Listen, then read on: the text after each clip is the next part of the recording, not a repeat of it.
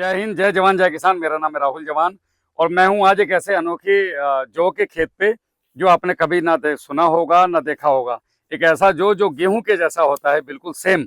निकलने के बाद उसमें भूसा नहीं होता है, भूसा रहित।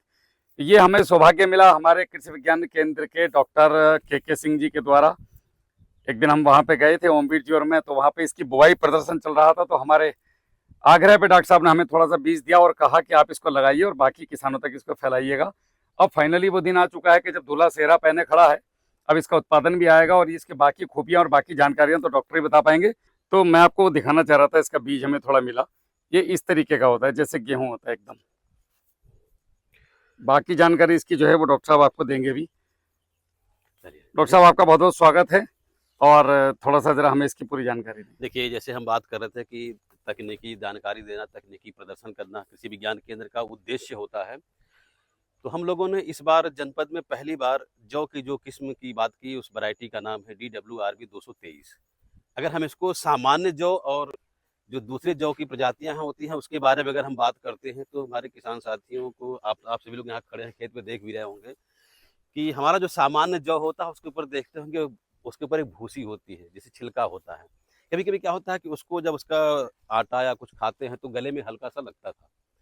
तो इसको देखते हुए हमारा जो गेहूं अनुसंधान केंद्र करनाल में है, उन्होंने गेहूं था जौ की एक ऐसी प्रजाति विकसित की जो भूसा रहित, हललेस या हस्कलेस जो भी कहिए आप, भूसा रहित प्रजाति है।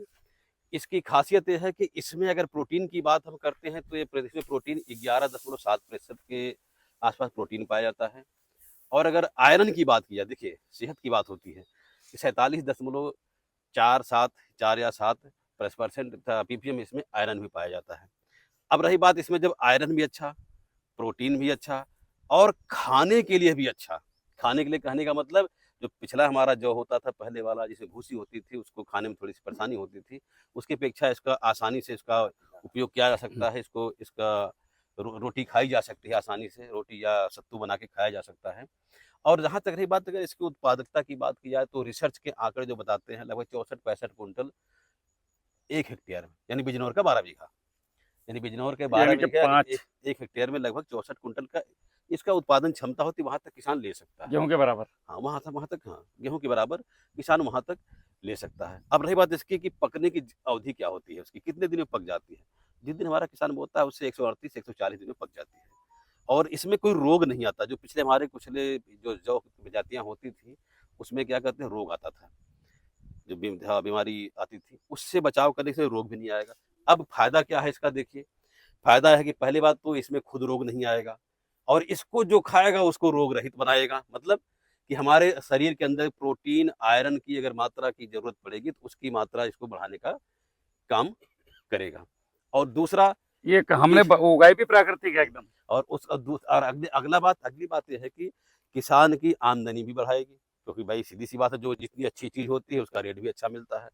तो कहने का हमारा मतलब है कि हमारा उद्देश्य था हमारे कृषि विज्ञान केंद्र का कि हम जनपद के किसानों को कुछ नई चीज दें, नई दिशा में काम करने के लिए। तो हमारा पहली बार हम लोगों ने इस जहाँ पे हम खड़े हुए हैं, यहाँ पर फुलसंदी गांव है। फुलसंदी गांव के जितेंद्र, क्या कहते हैं, ओमवीर जी हैं।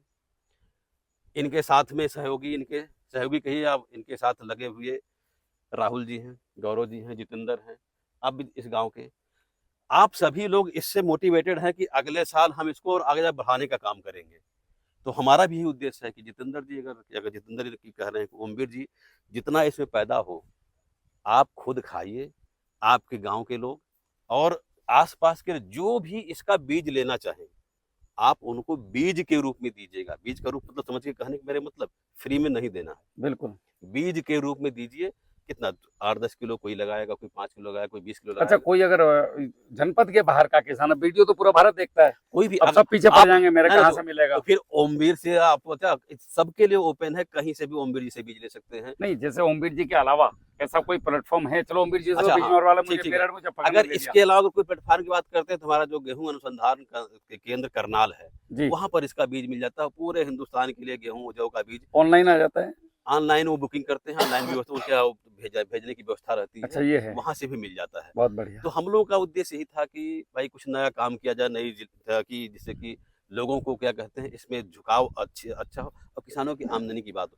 और रही बात अभी देखिए हम लोग हमारे वर्तमान जो माननीय कुलपति जी हैं डॉक्टर त्रिवेंद्र दत्त जी और हमारे निदेशक प्रथा डॉक्टर पी के सिंह सर सहफसली की बात कर रहे हैं, सहफसली को बढ़ावा देने के लिए, क्योंकि प्रदेश सरकार की योजना है सहफसली को बढ़ावा देने के लिए।